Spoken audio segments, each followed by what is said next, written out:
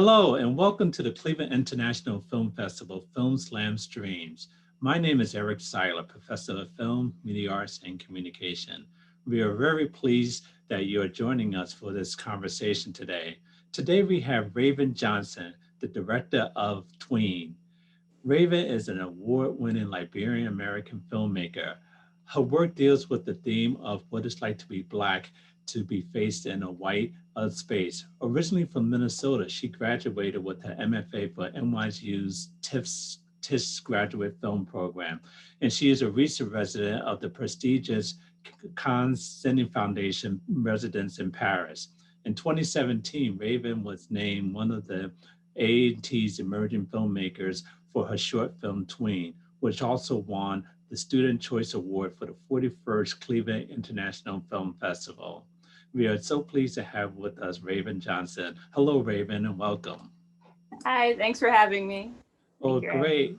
It's so great to have you here. Tween is a film that speaks to our audience because if they're not tweens, they were once tweens once in a while. But you obviously are not a tween. Why did you make this film? Yeah, well, yeah, thanks.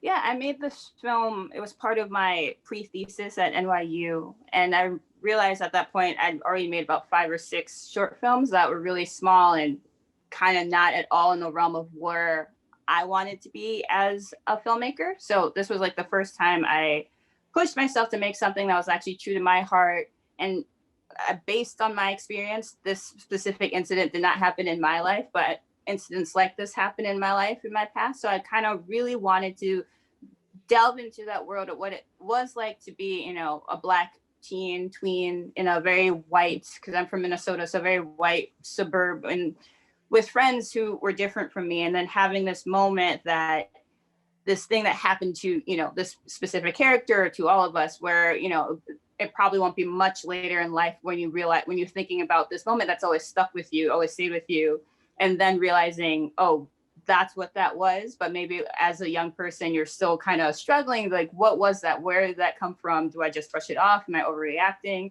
It's kind of dealing in this space of, like, you know, from micro to macro aggressions and this idea of violence against our bodies. But, you know, in the sense that happens in this like everyday violence where, you know, you as a Black person, as a person of color, kind of have to make the choice of labeling racism or, you know, trying to move on. But in your heart, you already know what that was, and it's just stays with you. So yeah, it does stay with people, especially at that age group. But with this film, you chose for Mercy as the main character. You chose for her to react in a non, I guess, violent type of way. You could have taken this in a very different direction. Why did you choose to display the film in the way that you did? Yeah, and honestly, it's so funny because I made this film probably about 4 years ago. 4 years ago, and Mercy, she's actually my cousin who starred in the movie, and that is, even right now today, I think maybe it's one of my biggest regrets. Because again, like, this was the first time I was dealing in this world and dealing in this idea of just like, you know, being the bigger person and trying to move on, and, you know, this idea of like, what does it mean for me? How I realized, like, I grew up as always to protect myself by removing myself from the situation, and to, you know, pros and cons to that kind of non-violent passivity. Or I guess maybe it's not passive, but that could be argued. But even now, I feel like if I could go back and redo this movie, I might even change the ending and have her, you know, punch that girl in the face and run away and then, you know, leave the house. And I think there was a version that went in that direction where I was exploring, you know, her reacting in that same fashion that, you know, the action that was just done onto her, you know, reacting with this violence. And then, you know, having that girl's mom come in and kind of label Mercy as a bad kid, and she gets kicked out of the house. There is a version of that script that honestly I wish I kind of stayed with and explored, because I see the reaction people get. And to me, the film always feels unfinished, you know, when she just walks home and it fills out, versus if I could go back now, even having her react that way, I would probably end the film with her mother, because it starts with her and her mom. I should have ended it with her going back to her and her mom, and her being in this safe space and decomposing what that was, instead of her being alone in that space or after leaving that space. But yeah, I think really honestly, there's that version. Maybe in the film I'm making now, I think kind of explores this, and because I also feel like who that character was at that time, I don't think she would have acted violently toward this person who was supposed to be her friend, especially with, like, you can tell in the dynamic of the threesome of the girls, Paula, the smaller girl, was kind of excusing this behavior. So I think I think it speaks toward that, expectation, or it's just that, I think if you go online now, everyone's just like, we're no longer our ancestors. So this idea of just like, having to behave in this perfect way, and I guess internalize, and especially like me myself as the filmmaker writing this, removing myself from the head, internalized, like that means always, again, being when Michelle Obama, when we go high, they go low, we go high kind of dynamic. But I'm telling you now, like right now, I probably would, she would punch that girl in the face. Like that's where I am right now in life. That's where you are now. Yeah. And it's interesting how things evolve, because like you said, you made this film, about 3 years ago, but you chose also at the end to have the girl smile, and you started playing the music at the end. Can you talk a little bit about the significance of the smile and the music? Yeah. Ending?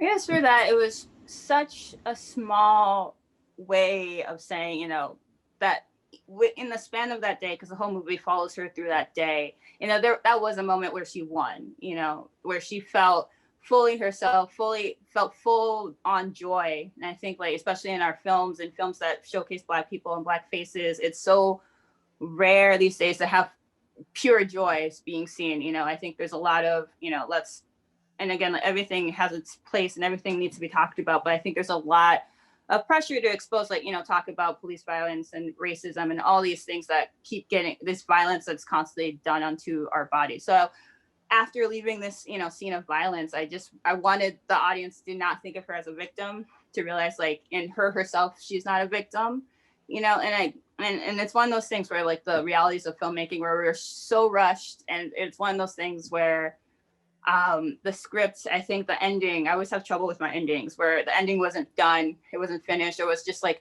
it was more of a thought versus like seeing where the film was going as we were filming it over the span of, the 2.5 days we were filming it, and not being so tired with my crew, and it's like the last hours, basically we're like last 30 minutes of the day that we had, and everyone had to go home. So it's just, what can we do to like get this point across? So it was like literally, I think the smallest thing I did. And again, I have a lot of regrets about that ending, but it's always like a great conversation starter, I think. So maybe that's the benefit of why it came to be like that. But yeah, so again, to reiterate to answer your question, is like, I just wanted this reminder that, she had joy, she's not a victim. And, for her to decide for herself that she was going to be fine, like she was not going to allow this specific moment to define her in any shape or form. Whatever happens tomorrow, whether she decides to be friends with these girls or not, again, she won, and that's why that girl was so pressed and, did that thing to her. So that's right. What that was about. So she won, but the strength of Mercy's character really came through at the end. And I hope that resonates with a lot of people that viewed this film, that, you can be the bigger person with that. Also, with the ending, the music you used on the same song that the kids dance to, was "Do It Like Me" by D-Lo. Do you know D-Lo? Do you have a connection with him? And how did that using the music come about in the song? Oh, sure. I don't know D-Lo. I have no connection with him. If you know him, please get me in touch so we can really get the rights down on the music. But it was such an interesting moment where I was home because I was going to school in New York, and I came home, I think for like a weekend here in Minnesota. And again, that's my cousin who was in the film. I was actually at her house, and like all her siblings, basically every Black face you see in that movie is related to me. So the kids she's dancing with, those are her siblings, like Emma, Mercy, and Marcus. And I was home, and like the three of them were just, I think, doing chores. Like my aunt, who's in the movie, that's Mercy's real mom, my Aunt Linda. They were doing their chores, and that song just came on, like either on the radio or just like we were just listening on the TV or something. And then they all literally just stopped and started doing this dance. And again, like I feel like I'm so removed from the TikTok universe, and this was pre-TikTok and stuff, but we saw where that trend was going to.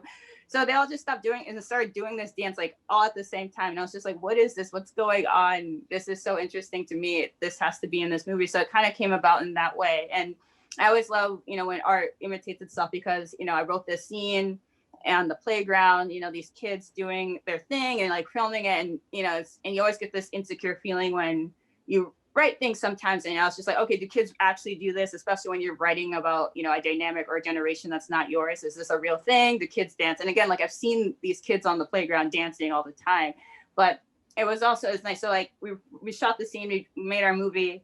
And then a couple weeks ago, I was working on another friend's film in Baltimore, and we're shooting his scene his film on a basketball court, because NYU, we're all doing different films. And we had to take a break, and I just look over and I was like, these girls just all on the playground dancing to this song again. So it's just, again, life imitating art. So I was like, oh, this is a real thing. This is a real trend. And they're all just filming each other, and this song is just playing. So I was like, okay, this is a sign from the universe saying, something's happening here. Yeah. I see. So, for those students who are watching right now, I just want to remind everyone, please, we're more than halfway through our conversation with Raven Johnson, director of Tween. Please put your questions in the Q&A, and we'll get to them as time allows. For those who are watching, some of them, they make TikTok videos, YouTube videos, so forth. They use different music. Can you tell us a little bit about the process and getting music legally used in film, especially if you're trying to distribute your film as well too? That's for sure. So everything, and I think D-Lo, I think now it's licensed through RCA, but music is always tricky, and especially the bigger the song, the rights to it can be difficult, because there's always two sets of rights. One that sometimes belongs to the artist if they are really, good with how they deal. And so the writer and the music, but then the copyright is often owned by the label company. And a lot of times with music, label companies just have a standard fee. So, a song like, what's a huge, like a, Celine Dion, or like a Britney Spears song, like a Rolling Stones, like whatever, very legendary artists can start at like, $250,000 for like a huge song, versus, more independent stuff, especially if they don't have a label company that they're working with, record company, you can usually work with the artist if you have connection with them. And a lot of times artists can be kind to, up and coming and emerging filmmakers, especially if they really stand behind the film. They'll let you use the music for free. So it's always a crapshoot. It's always, really up to chance and circumstance how much, because you hear stories of people's, music budgets shooting up with way more than the actual movie, because they decided to use this one specific song. So that's been the struggle. So we're working with a music supervisor, and my music supervisor is pretty great. We have other projects. That's why the project has become slowed down, because now we're working on this other film that has like 10 different songs from West Africa that we're using. But it's always tracking down the artist, trying to make a deal, trying to negotiate. A lot of times, you can send them letters, and really heartfelt letters like, we really stand by it, please watch our movie, you'll fall in love with it too, please let us use this song for free or for a very small price. But that's what's going on there. It's just like this negotiation.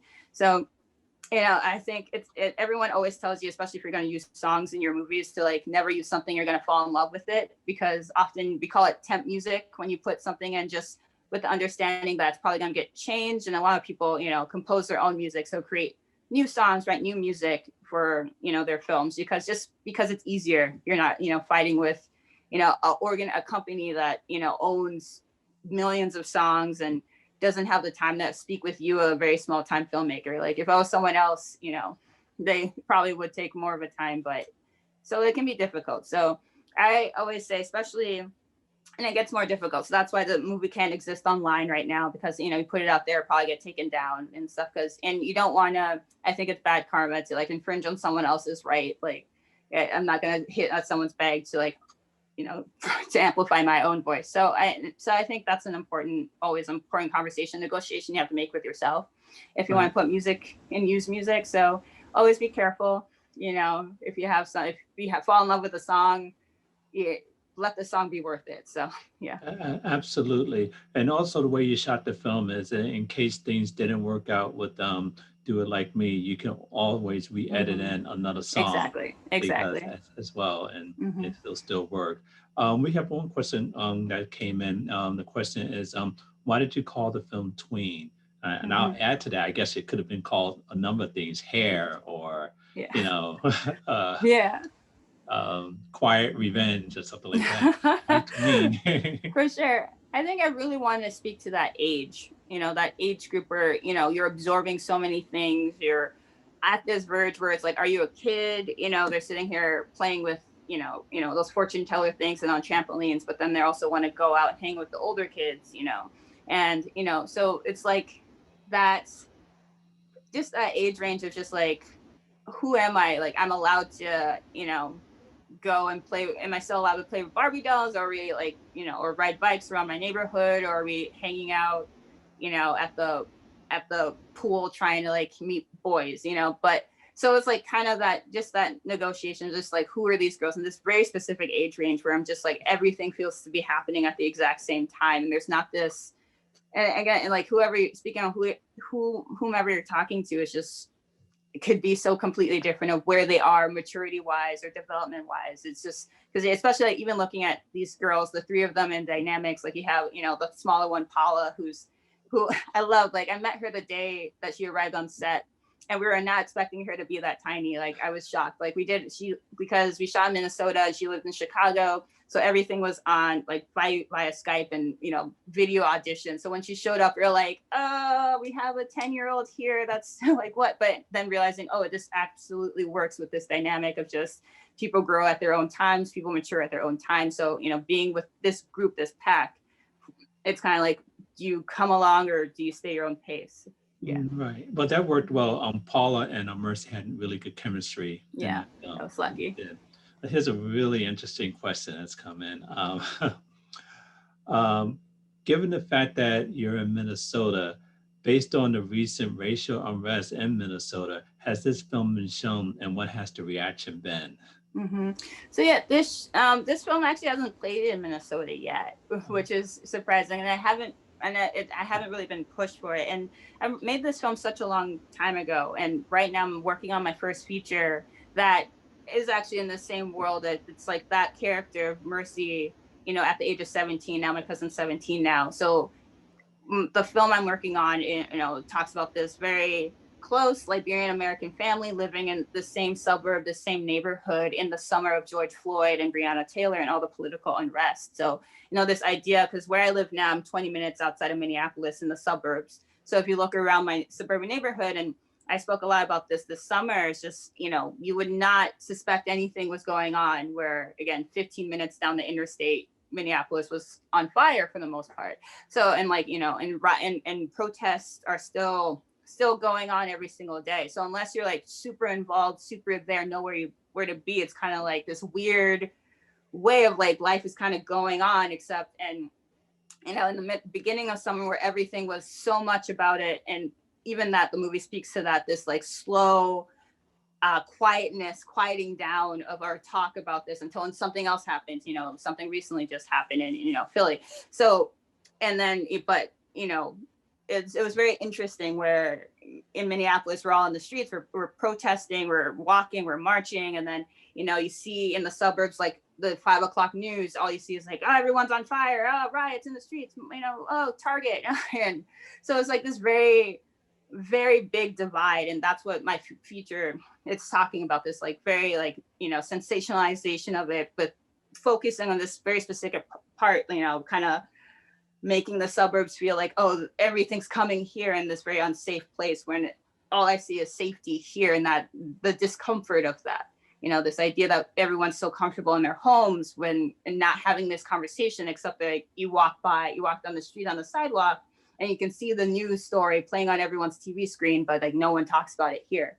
Or you go to like the local grocery store and everything's boarded up, so to prevent, rioting. And I use quotation marks around that word, rioting. But again, like no one's talking about it really, what is or what's happening. So this idea of safety and security, just because you live, you have a couple interstates, blocking you from where the central of where everything's happening. Yeah. Well, that's good, yeah, because you answered my next question about what you are working on now. So that's good. Are we going to see, is this going to be a documentary? Is this going to be a narrative? And are you using, if it's a narrative, are you using some of your same characters from Tween? I would like to. It's a narrative. So yeah, so it's going to be scripted. The way I like to work, I really like to use first time actors and family members. I would love, like right now I'm even writing it for those actors that you saw on screen. Like I thought my cousin did great and I want to see her do more. And also just it would be my dream world. I could just cast my entire family. So it goes to this like hybrid documentary feel. But we'll see. You know, it's the idea of this one is a first time feature and a first time maker. I really would love to have like a real solid budget. So, you know, that always comes with negotiations. So if you get a famous person, you get more money. So that's usually how the game works. And it would be nice because, you know, famous people bring in eyes and attention on your work. So, yeah. Well, good.